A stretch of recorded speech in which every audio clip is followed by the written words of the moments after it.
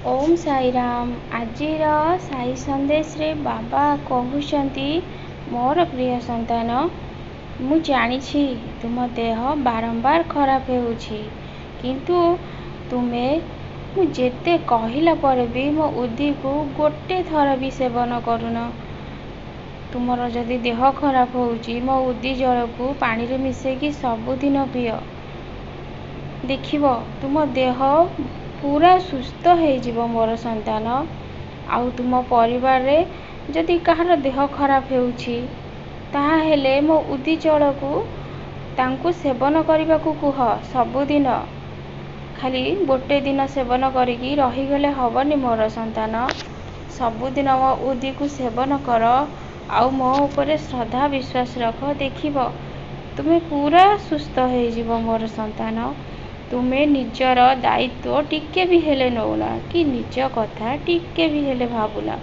तुमे जेते बेले घरे काम करूछ, बसिकी परिबा काटुछ, सेते बेले तुम हाथ कटि जाउछि, हेले भी तुमे से जिनस प्रति ध्यान दौना। हाँ, जोटा हेइछि सब बेले समस्त काम रे लागिछ, निजर दायित्व टिके भी हेले बुझुन। तुमर जेते बेले हाथ कटि जाउछि, जदि तुमे कोठिकी भी जाउना, हेले उदी तो तुम पाखरे अछि ना, मो उदी को तुम हाथ रे लगेई दबो, देखिबो तुमर हाथ कटिथिबा जागा पूरा भल हो जिवो। तुमे निजो को केबे भी देखुन। मु सब बेले गोटे कथा कहि आसीछि मोर संतान, तुमे निजो को भल पाओ। तुमे निजे खुशी रे रहिले सिना अन्य मानन को खुशी रे रखि परिबो। सब बेले मो कथा को मान मोर संतान। केबे भी क्रोध करनी, क्रोध मनीष को नष्ट कर दिए। सब बेले मन को शांत रख,